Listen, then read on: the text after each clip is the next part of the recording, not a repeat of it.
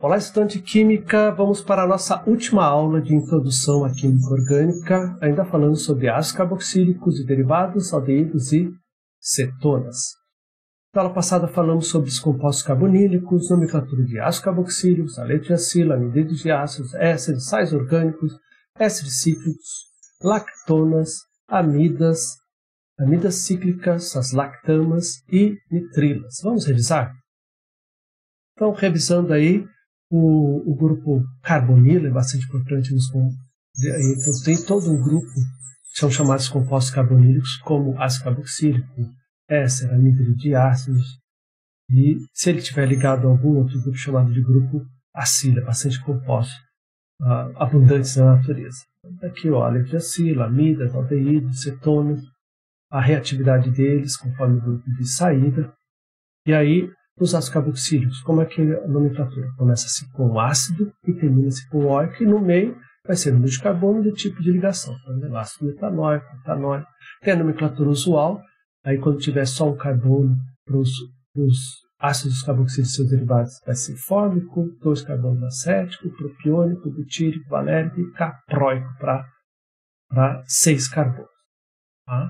Tem aí as nomenclaturas especiais também, principalmente no ciclo. Quando a nomenclatura sistemática, a numeração é ponta 1 a partir do carbono carbonílico, da cadeia principal, e se for a usual, o carbono vizinho, o carbono carbonílico, é alfa, beta, gama e delta. E, por exemplo, o ácido 2-metóxibutanoico, enquanto aqui é ácido alfa-metóxibutírico. Tudo vai para usual. Quando for tem nomes especiais aí como por ciclo, tá? Também que não termina com óico, termina-se com carboxílico. É importante reconhecer aqui o C-OH como carboxilo, grupo carboxilo, que pode ser escrito dessa forma ou dessa forma abreviada. Os grupos aletos de acila, que é um derivado de ácido carboxílico, também se trata ele como se fosse um sal, né? Cloreto de etanoíla, aí termina com oíla, tá? Ou nomenclatura usual, cloreto de acetila. Os anidridos, aí você vai ter a condensação aí de dois ácidos carboxílicos, vamos ter um anidrido, ou seja, sai uma água. Então ele pode ser simétrico ou assimétrico. Se simétrico, anidrido, e aí continua o mesmo nome do nome do ácido que o gerou. Se ele for assimétrico, anidrido, e aí o nome dos ácidos que o gerou, o segundo nome, tirar ácido, ou acético, fórmico, ou etanóico, metanóico, nomenclatura sistemática. Os ésteres, aí então a gente vai olhar o oxigênio carbonílico e o carboxílico, importante essa definição, mas a cadeia principal está ligada sempre ao carbono da carbonila. Tá? E o grupo substituinte vai estar ligado ao oxigênio carboxílico. Tá? Então aqui está no átomo, e aí, então trata-se como se fosse um sal, esse é um sal orgânico que termina com oato, então etanoato de etila, ou acetato de etila, muito mais comum, propanoato de fenila, e assim por diante. Os sais orgânicos terminam em oato também, só que agora vai ter um metal aqui no oxigênio carboxílico, metanoato de sódio, metanoato de potássio. Aí então temos os ésteres cíclicos que são chamados de lactonas. Então, como 2-oxa-ciclopentanone, por exemplo, 2-oxa-ciclohexanone, a nomenclatura usual, então é alfa, beta, gama. Então, por isso, gama-butirolactona. As amidas, aí então o grupo que estiver ligado ao carbono carbonílico é a cadeia principal. Então, número de carbonos e termina tipo de ligação, né, na cadeia principal e termina com a amida. Amida, então acetamida, 4-clorobutanamida. Muda um pouquinho quando for ciclo, é bom cuidar. Amidas, assim como as aminas, podem ter grupos ligados ao nitrogênio, então esses grupos vão receber o endereço N. Se for uma amida cíclica, então nós temos uma lactama. Tá? E vai ser, o nitrogênio vai ser tratado como asa. Então, 2-asa-ciclohexanona, 2-asa-ciclopentanona. E caso na nomenclatura usual, então alfa, beta, gama, delta. Então, delta, valerolactama. As nitrilas terminam com nitrila ali, né? Um sufixo referente ao grupamento, número de carbono, só que daí põe um O ali, para não ficar etannitrila, então etanonitrila. Então, nomenclatura usual certo, nitrila, também termina com nitrila. Em suma, agora, nessa aula vamos falar ainda sobre ácidos carboxílicos e derivados, mas especificamente as suas propriedades físicas, tá? A ocorrência natural também de vários ácidos carboxílicos e derivados, e aí vamos tratar sobre aldeídos e cetonas, finalizando aí os derivados de ácidos carboxílicos, né? Então, nomenclatura de aldeídos e nomenclatura de cetonas. Na verdade, não são derivados de ácidos carboxílicos e cetonas, são aldeídos e cetonas, mas eles são compostos carbonílicos, corrigindo. Então, em relação à estrutura da carbonila, isso vale para todos os compostos carbonílicos. Então, o carbono carbonílico ele é hibridizado a sp2. Então, o ângulo entre os ligantes é 120 graus. O que é isso, professor? Isso é interessante, porque se um reagente entrar aqui, tá? Um nucleófilo entrar por aqui, ele tem um espaço muito maior entre os grupos que estão ligados a esse carbono do que se ele fosse um carbono sp3, e aí então o ângulo seria de 109,5 graus. Tá? Então a estrutura orbital, né? Então a gente vai ter uma densidade eletrônica acima e abaixo do eixo, tá? Que é a ligação π, e o oxigênio tem dois pares não ligantes. Além disso, eles têm contribuintes de ressonância. Lembrando que então a ressonância normalmente ocorre quando tem uma dupla ligação, e aí então o átomo vizinho tem pares não ligantes, por exemplo. E esse par se deslocaliza formando π, e a π se deslocaliza formando par não ligante, como é o exemplo aqui. E aí então nós temos um segundo contribuinte de ressonância. Daí lembrando da estrutura de Lewis, par ligante passou a ser não ligante, ganha uma carga negativa. A par não ligante passou a ser ligante, ganha uma carga positiva. Tá? Isso para o éster, e agora para o ácido carboxílico a mesma coisa. Então, nós vamos ter aqui então esse contribuinte de ressonância. É interessante uma carga negativa no oxigênio, mas não é interessante uma carga positiva no átomo eletronegativo, já adiantando também alguma coisa. E aí, então, a mesma coisa que com a amida, par não ligante passa a ser a π, e a π passa a ser um par não ligante. Então, temos uma carga negativa tanto no oxigênio quanto no nitrogênio. Tá? Esses são chamados contribuintes de ressonância. O contribuinte mais importante é o primeiro para o éster, onde ele é totalmente neutro, o segundo para o ácido carboxílico, e agora, interessante aqui, o contribuinte mais importante é o segundo para a amida. Ou seja, então, a amida ela tem uma característica iônica muito intensa, muito frequente, muito forte. Tá? E por que o segundo do éster e do ácido carboxílico eles não são tão importantes? Tá? Porque você tem carga positiva num átomo eletronegativo, mas o nitrogênio também não é eletronegativo, mas ele é menos eletronegativo. Então, o nitrogênio tem essa característica, por ser menos eletronegativo que o oxigênio, ele comporta melhor uma carga positiva sobre ele.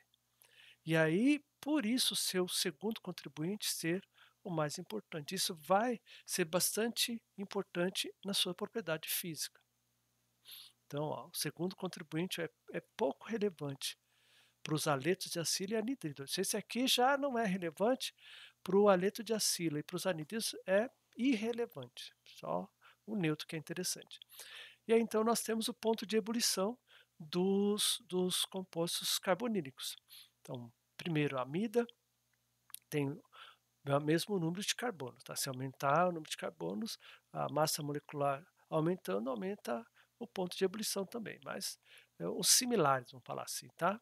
A amida, depois vem o ácido carboxílico, a nitrila, que tem um ponto de ebulição muito maior que o éster, que é aproximadamente igual a alestacila, aldeído e cetona. Vamos entender por quê? Então vamos olhar aqui, ó. Nós temos aqui, ó, esse, tá? Esse éster com 2 carbonos na cadeia principal, ó, o aleto de acila com 2 carbonos, o esse é a acetona que tem 3 carbonos, tá? E o aldeído, C-OH, com 3 carbonos. Veja que o ponto de ebulição deles é muito parecido, tá? Bem próximo. Então,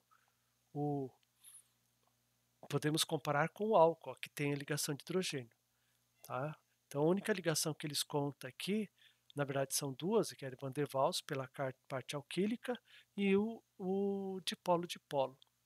Enquanto que um álcool ele tem a ligação de hidrogênio, né, que é uma ligação bastante forte, 97,4.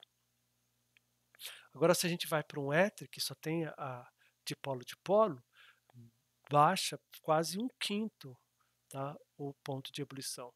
Isso porque ah, esse dipolo aqui da carbonila ele é bastante intenso. Então, ele faz bastante diferença em relação ao ponto de ebulição. Mas se a gente vai para a amida, olha a amida, o ponto de ebulição dela é o mais alto, 213.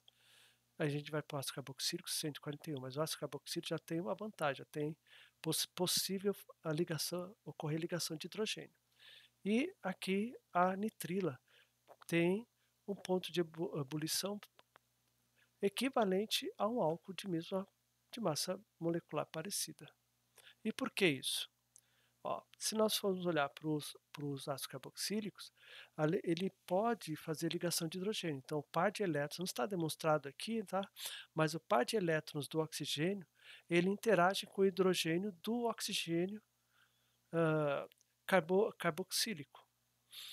E o par de elétrons do oxigênio carbonílico interage com o hidrogênio do oxigênio carboxílico do outro ácido. Então ele forma um dímero, isso a gente chama que é um dímero. Ou seja, isso é equivalente, tá, a uma duplicação da cadeia molecular, aumento de massa molecular. Então por isso o ponto de ebulição dele é alto, por causa da ligação de hidrogênio. Se a gente for para a nitrila, é uma interação de polo-dipolo, mas essa interação, esse dipolo, ele é bastante forte, tanto que, se você for ver bem, ele é tão forte que equivale a uma ligação de hidrogênio, porque o ponto de ebulição da nitrila, ele se aproxima ao ponto de ebulição do álcool.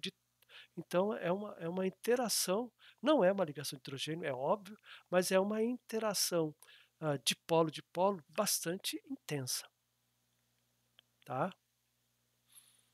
Aí a gente vai para a amida, olha o que a gente tem. O segundo contribuinte de ressonância dela é que realmente é, contribui mais para o chamado híbrido de ressonância. E aí nós temos cargas, e daí as cargas fazem com que o ponto de ebulição aumente mais ainda. Tá? E aí nesse caso aqui, ó, pelo fato de que tem uma carga positiva, a interação com o oxigênio que tem carga negativa, porque aqui também tem deficiência eletrônica, o hidrogênio, tá? Maior ainda, é muito grande.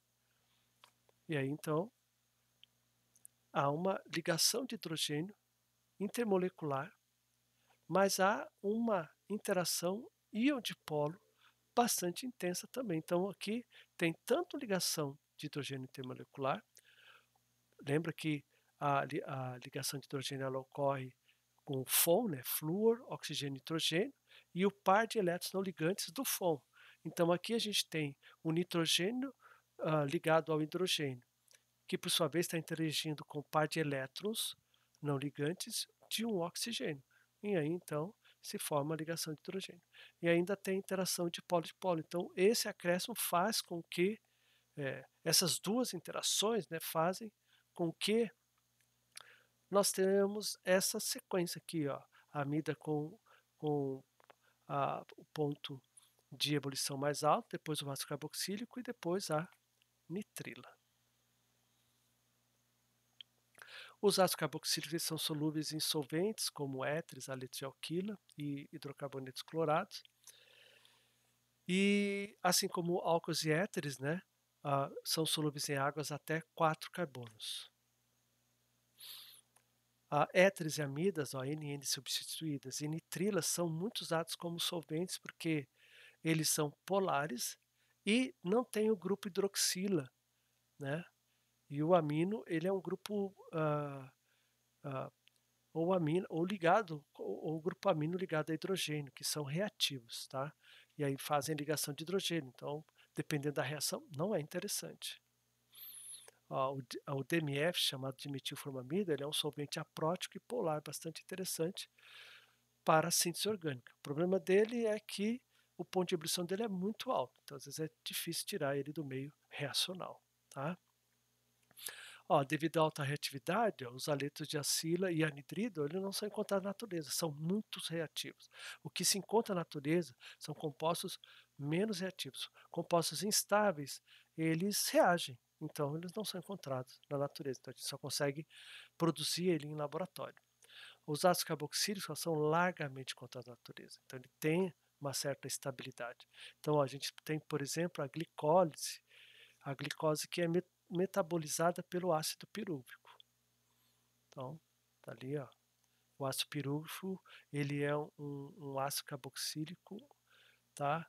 Que possui na posição alfa, né, uma carbonila, tá? Então, ó, o ácido AS mais lático, ó, ele é um composto que dá aquela sensação de queimação nos músculos quando você faz um exercício, né, anaeróbico e também encontrado no soro de leite.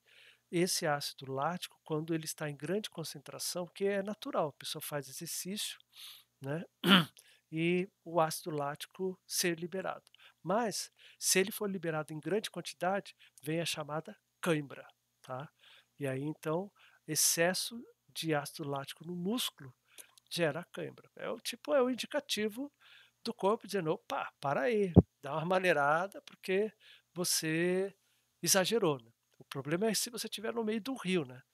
Aí esse aviso é problemático, né. Você não dependendo da cãibra, se você não for um excelente nadador, não conseguir nadar só com os braços, sem auxílio das pernas, você está em problemas sérios, tá.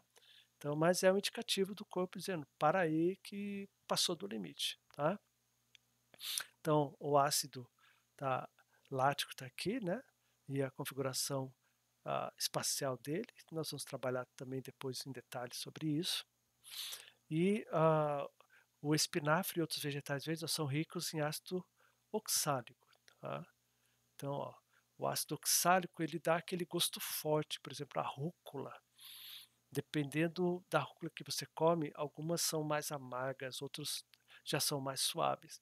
Mas as as que são mais amargas possuem bastante ácido oxálico. O ácido succínico, ó, e o ácido cítrico, eles são importantes intermediários no ciclo de Krebs, tá? Parte da biologia aí, tá? E em uma série de reações que oxida, ó, acetil-CoA em CO2 no sistema biológico. Então tá ali, ó, o ácido succínico é um ácido dicarboxílico, tá? E o ácido cítrico, tá? Também é um ácido tricarboxílico, na verdade, como a hidroxila no carbono, tá? As frutas cítricas, elas são ricas em ácido cítrico, tá? Que é chamada a vitamina C, né? Então, a contribuição maior são os limões, depois vem as uvas e as laranjas são a que tem a menor contribuição. É muito vendido que a laranja tem vitamina C, realmente ela tem, mas outras frutas possuem bem mais vitamina C, mas a laranja é uma fruta que ela é fácil de comprar, vende em qualquer lugar. Então, né, é uma característica sim, mas se você pegar uma outra fruta, essa tem o camu-camu, tem bastante vitamina C. Mas quem acha camu-camu, né? Pouca gente. Mesmo aqui na região norte, a gente não encontra tão facilmente, tá?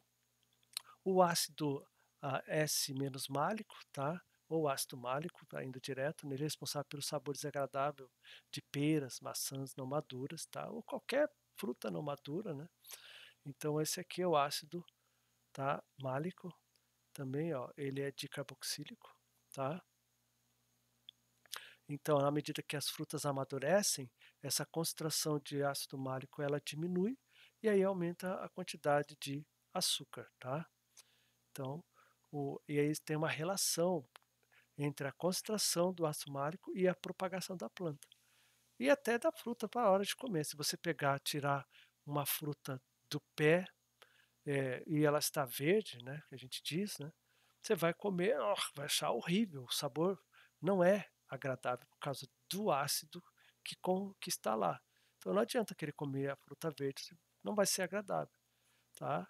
O os animais sabem muito bem, eles não comem a fruta enquanto ela não estiver, madura o suficiente para comer, agradável ao paladar, tá? Mas isso também contribui para até a germinação, propagação, crescimento, tá? Então, o os animais têm essa noção, né.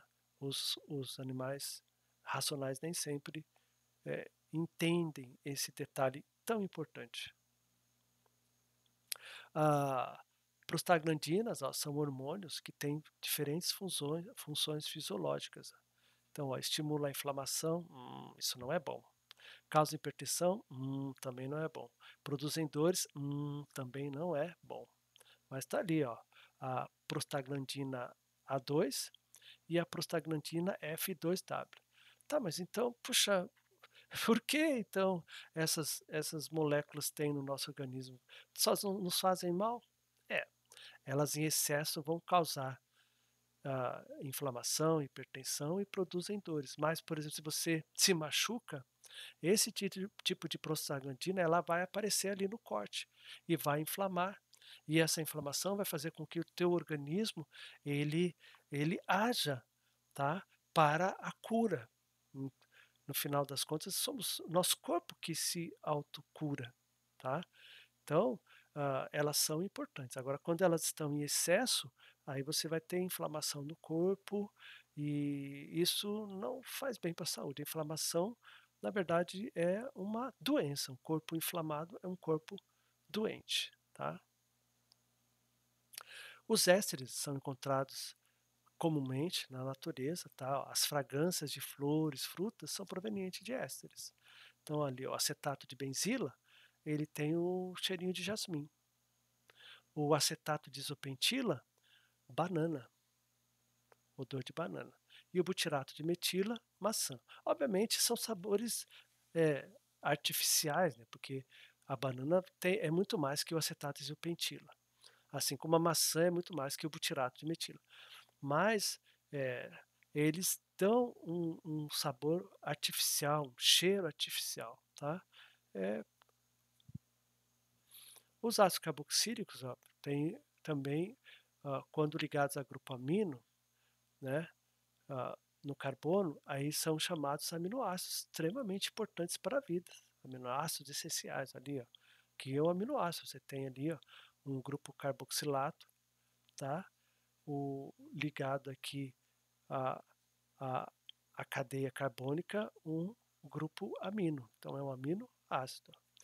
Então, ligados juntos, ó, a gente forma a ligação amídica, tá, para formar os peptídeos, que são proteínas menores, tá? E as proteínas maiores são chamados, ou seja, peptídeos têm poucos aminoácidos e as proteínas possuem muitos aminoácidos. Então, tá? E aí, então essa ligação amídica também é chamada de ligação peptídica, né? Peptídica. Essa é a estrutura geral do peptídico ou a proteína. Lembra? Peptídeo, poucos aminoácidos, proteína tem muitos aminoácidos juntos, ligados por ligações amídicas ou peptídicas. A cafeína, né, do café, do chá, é outra ocorrência natural. Então, a gente tem grãos de café, de chá preto, por exemplo. Então, ali, essa é a estrutura da cafeína.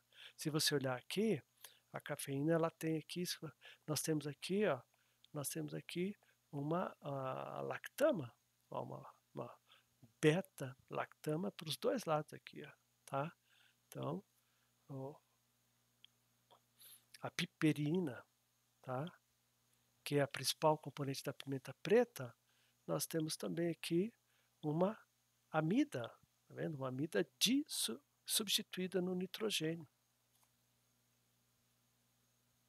A penicilina G ó, é um composto com 2 ligações amídicas, tá?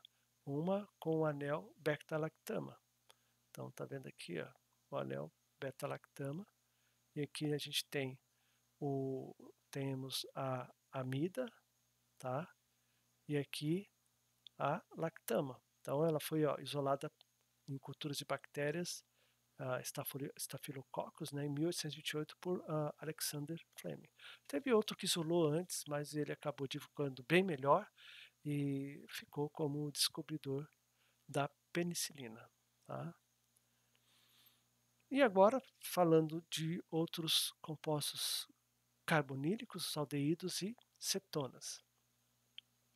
Então, o aldeído é caracterizado por um hidrogênio ligado à carbonila. Esse é o aldeído mais simples, chamado de usualmente como formaldeído. Ele pode ser ligado por um grupo alquílico ou arílico, né? Tá? Então, agora se tiver 2 grupos alquílicos ligados à carbonila, já não é mais um aldeído, agora é uma cetona. Tá? Ocorrência natural, ó, a vanilina, tá? Nós temos aqui é um aldeído, tá? O cinamaldeído, ó, também ó, é um aldeído, C dupla H. A cânfora é uma acetona, pode ver, a cânfora, se vocês lembrarem aquele gelol, ou qualquer, normalmente pomadas para músculo, né, quando o músculo está muito dolorido, está muito rígido, com bastante, né, com bastante ácido, né, nele por conta do exercício, então a gente usa ali a cânfora ali, ela auxilia, então aquele cheirinho do gelol é cânfora. A endocorrência natural, ó, a R menos carbono, tá? É uma acetona. Ela é um óleo de hortelã e a disposição diferente espacialmente das moléculas, então a gente tem a S mais carbono, a gente vai sentir o óleo de semente de cominho. Então, enquanto num você sente o hortelã, no outro você sente um cheiro de tempero, tá? Aqui também, ó, o acetoacetato, tá? Ele pode se decompor em acetona, perdão.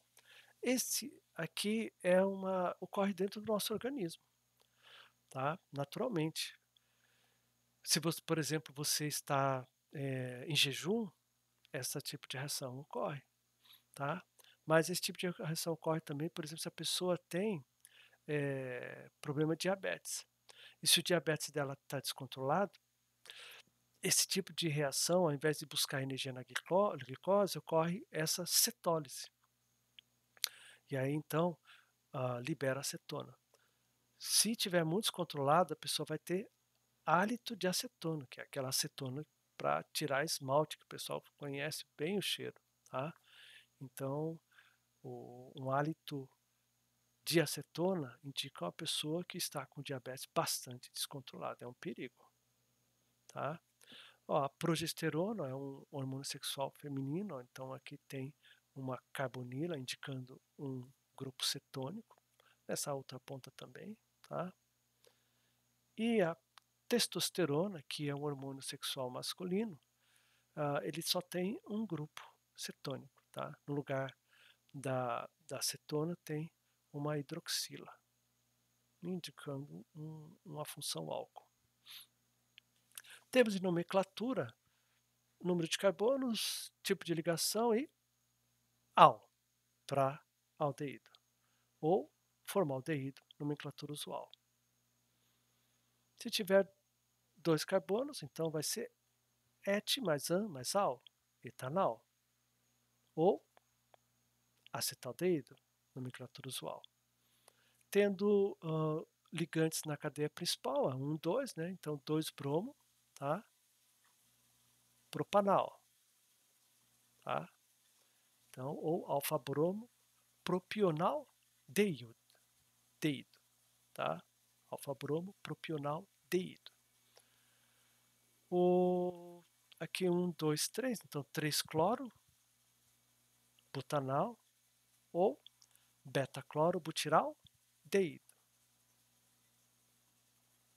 E 1, 2, 3 metil, né? Então 3-metil butanal ou isovaleraldeído, porque aqui é uma unidade iso, então não tem por que se preocupar em usar, no caso, beta, né? Beta-metil. Aqui é interessante, ó, nós temos então o aldeído, tá? Sempre vai estar na ponta da cadeia, nunca no meio, ou se estiver no meio vai estar na forma de grupo lateral, tá? Mas aqui são 2 aldeídos, então 2 grupos aldeídos, então a gente vai ter o que? Hexanotial. Não precisa indicar a posição deles, porque é óbvio que eles vão estar na ponta da cadeia. Não tem um aldeído no meio da cadeia. Então, nesse caso, é meio óbvio que nas extremidades da cadeia principal eu tenho 2 grupos formilas, tá? Formil. O aldeído cíclico, então já muda então a nomenclatura, ó. Tá, o trans, tá? Porque eles estão em lados opostos, 2-metil, porque esse é obrigatoriamente o carbono 1, que está ligado ao ciclo, 1, 2, tá? Ciclohexano, e aí então esse grupo a gente chama de carbaldeído, tá? Lembra? Quando tiver ciclo, dá uma olhadinha que a nomenclatura dá uma variada legal. Benzeno, carbaldeído. Esse é o benzaldeído, muito mais conhecido como benzaldeído, tá? Aqui nós temos o íon hidróxido, que indicaria um álcool, e o C-H, que indica o aldeído, tá? Função aldeído. Nesse caso, eu tenho 2 funções, tá? Aí eu tenho que saber qual é que tem maior prioridade. Então, já vou adiantando para vocês que tem mais prioridade é aquele que contém a carbonila. Então, o aldeído é a função de prioridade. Então, eu vou dar o nome na cadeia principal baseado no aldeído. Então, essa é um aldeído onde possui uma hidroxila, tá, ligado na cadeia principal. Então, ó, 1, 2, 3 hidroxibutanal. Agora, nós temos um aldeído, mas aqui é uma função éster. E aí, qual é que tem maior prioridade, tá? Então a gente vai ver logo mais uma tabelinha que mostra essa prioridade. E a prioridade é do éster. Tá, e como é que eu chamo isso aqui como grupo substituinte? Então você vai tratar esse grupo aqui, ó, como oxo. Então vai ficar como? Então aqui é o carbono 1, 2, 3, 4, 5. 5 oxo pentanoato de metila. Ainda um éster que tem a prioridade, só que agora, ó, o C-O já não é mais no final da cadeia principal, ele é lateral. Como é que eu chamo então? Agora muda, não é mais óxido, porque ele não faz parte da cadeia principal. Agora é formil. Então, 4, formil hexanoato de etila. Então, ó, quando o aldeído faz parte da cadeia principal, tratamos como prefixo oxo. Quando ele não faz parte da cadeia principal, então esse grupo C-OH é tratado como um formil. Aqui, o que eu comentei com vocês é o sumário, então nós vimos praticamente, com exceção do benzeno, tá? Aí isso vai ser visto na orgânica 2, tá? Temos aqui as classes, mesmo assim o benzeno vai estar por aqui, ó, tá? Então, a prioridade, ó, máxima, se tiver várias funções numa cadeia, tá? Numa molécula, prioridade do ácido carboxílico. Depois vem éster, amida, nitrila, aldeído, cetona, aí álcool, hexamina, alceno, alcino, alcano, éter e a letilquila, que não tem uma prioridade menor, tá? E aqui o sufixo, ó, então, ácido carboxílico, ácido, e aí na cadeia principal, óico. Mas se fosse usar ele como prefixo, a gente pode chamar ele de carboxy, tá? O éster, tá? O ato de, e aí a cadeia lateral, tá? Aqui o carbonil. Amida, Aí então, terminação amida, tá? Mas como grupo, tá? Substituinte amido. Anitrila, tá? Então, terminação onitrila, né? Ele é um ciano como prefixo. O aldeído, al, aí aquela ideia, faz parte da cadeia carbonila, é óxido, caso ele não tenha prioridade. Lateral à cadeia principal, formil. Cetona, ona, e tem prioridade menor que o aldeído. Então, ele vai fazer parte da cadeia, então a sua carbonila é oxo. Álcool, nós vimos então, ou hidroxi. Amina, também é como sufixo amina, mas como prefixo amino. Tá? E aldeído é alquenil, alquenil, alquinil, alquil, que é o alcano, né? Mas,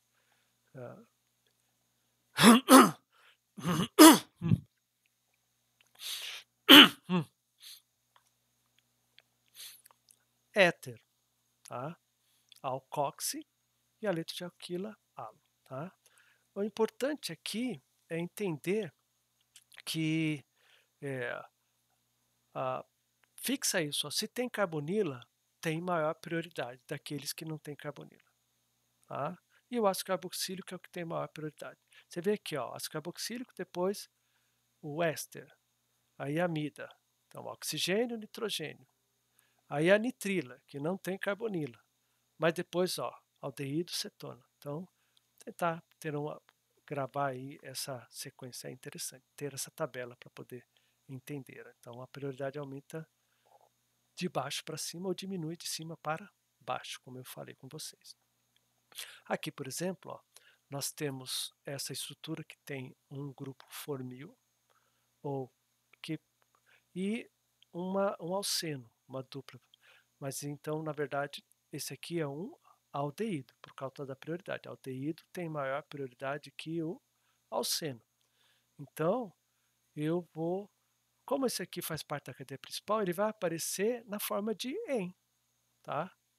Então, 1, 2, 3, 4, 5. Ó. 1, 2, 3. Então, 3 pentenal. Cetonas, a cetona vai ter uma carbonila, né? Irrigado a grupos alquilas e arilas. Então, ó, número de carbonos, tipo de ligação e ona no final. Cetona, ona no final. Tá bom? Essa é a acetona, bastante conhecida. Também pode ser chamado, tá, de metilcetona. Trata a carbonila como a cadeia principal e o resto como grupos substituintes. É o nome derivado. Aqui, ó, então, se tiver mais que 3 carbonos, você tem que indicar onde é que está a carbonila, o endereço dela, porque ela poderia estar nesse carbono, poderia estar nesse ou nesse. Então, ó, 1, 2, 3, 1, 2, 3, 4. Então, menor numeração, esse é o carbono 1. Então, 3, tá? 3 hexanona. Obrigatório dar o endereço. Etilpropilcetona, tá? E não tem nomenclatura usual. Lembra que a nomenclatura usual para estruturas mais complexas ela já não é utilizada. Aqui, ó, também uma acetona, agora ela tem um grupo substituinte na cadeia principal. Então ele vem antes, tá? Esse é o carbono 1, obrigatoriamente por causa da carbonila. Esse não pode ser o carbono 1. Então 1, 2, 3, 4, 5, 6. Então, ó, 6 metil, 2 heptanona. Ou a isoexil metilcetona, no nome derivado. Aqui, esse é uma acetona que faz parte do ciclo. Vamos ver ali, ó, ciclo hexanona. Essa ficou fácil, né? Agora aqui a gente tem uma dicetona, ó, com 2 carbonilas, tá? No meio da cadeia. Então, nesse caso, ó, butano diona. Simples. E aqui, ó, aqui também é uma dicetona, só que agora nós poderemos ter a carbonila no carbono 2 e 3 e no carbono 2 e 4. Então tem que indicar o endereço 2. Então ali, ó, 2,4 traço pentano diona. Ou acetilacetona, como eu já mostrei para vocês anteriormente. Aí, se tiver dupla ligação, como a prioridade é da acetona, tá, em relação ao alceno, então é só indicar em na cadeia, nesse caso, tá? Então, 1, 2, 3, né? 3 hexen, 2 ona. Aqui, ó, é um exemplo que não tem como fugir dessa nomenclatura, tá? Porque se eu chamar de 4 hexenona, a pergunta é: esse 4 é da dupla ou da carbonila, tá? Mesmo assim, 1, 2, 3, 4. 1, 2, 3, 4, tá? E se o 4 é da dupla, cadê a posição da carbonila? Então, nesse caso, não tem como fugir. O primeiro número indica a posição da dupla, e aí depois dá-se o endereço da carbonila. 4 hexen 2 ona. Então, cuidem com esse tipo de nomenclatura. Aqui, a nomenclatura de cetonas ainda, ó, essa é a acetofenona, essa é a nomenclatura usual. Também fenilmetilcetona, tá? Só a nomenclatura usual ou derivada. Aqui, ó, essa é a butirofenona, e aí é fenilmetilcetona, tá? E esse é uma difenil, tá? Cetona é a benzofenona. Essa benzofenona, ela é utilizada como indicador quando precisa, por exemplo, secar um solvente. O solvente tem umidade. E se coloca benzofenona nela, ela fica incolor. Aí então se colocar, o que a gente faz para secar alguns solventes? Usar sódio metálico e deixa aquele solvente aquecendo. Conforme a água ela é consumida, aí então por conta da benzofenona fica azul o meio. Então essa é uma forma de ter certeza que o solvente que eu vou trabalhar na minha reação, ele está isento de água, tá? Agora aqui a gente tem, ó, uma função C-OH que indica o aldeído e a carbonila no meio da cadeia que indica a acetona. Mas se vocês lembrarem naquela de ordem de prioridade maior é do aldeído, depois da cetona. Então, aqui esse grupo vai ser chamado de oxo, tá? Então, ó, 1, 2, 3, 4, né? Então, 4 oxo pentanal, tá? A mesma coisa, ó. O éster tem prioridade maior até que o aldeído. Então, tem prioridade maior que a acetona. Então, isso volta a ser chamado de grupo oxo, tá? E aí, 1, 2, 3, né? Então, vai ser o 3-oxo butanoato de metila, conforme é dado no éster. E aqui, ó, puxa, aqui nós temos duas cetonas, ó, tá? Duas carbonilas que indicam acetona. Só que aqui, ó, uma cadeia com 6 carbonos e uma cadeia com 1, 2, 3, 4, 5 carbonos. Então, nesse caso, a cadeia principal tem que ser a cadeia maior. Então, essa aqui é a cadeia principal. E essa aqui é uma cadeia, tá? Substituinte, lateral. Então, como é que eu vou dar nome para essa cadeia? Eu sei que esse aqui é óxido, né? Aí, volta aquele início, ó. Quando você tem um grupo substituinte muito complexo, a gente parte para aquela nomenclatura sistemática para os grupos substituintes. Então, esse aqui é o carbono 1. Ó. Carbono 1, tá? E aí, então, essa é a cadeia maior. Então, tem 1, 2, 3, 4, 5. Mas na posição 1, 2, 3 tem o grupo oxo. Vamos ver como é que fica? Então, tá ali, ó. No carbono 2 da cadeia principal, tá? Aí sim, nós temos o 3-oxo, 1, 2, 3. Esse é obrigatoriamente o carbono 1. 3-oxo, 5 carbonos nessa cadeia. Então, pentil, lembra que é uma cadeia lateral, então ela recebe IU. Então, 3-oxo, pentil, fecha parênteses, tracinho, e aí a cadeia principal, ciclohexanona. Tá? Acetonas, elas são comumente usadas como solventes em laboratórios. Muitas vezes a acetona é utilizada para lavar, tirar os resíduos orgânicos após a lavagem da vidraria também. é usado na reação também, tá? Então, nossa bibliografia aí, esse inclusive conteúdo envolve o volume 2, né, da Paula Bruce. Então, Dacon pro ascoltato, tá? Obrigado pela atenção em Esperanto. Soli Dio Glória.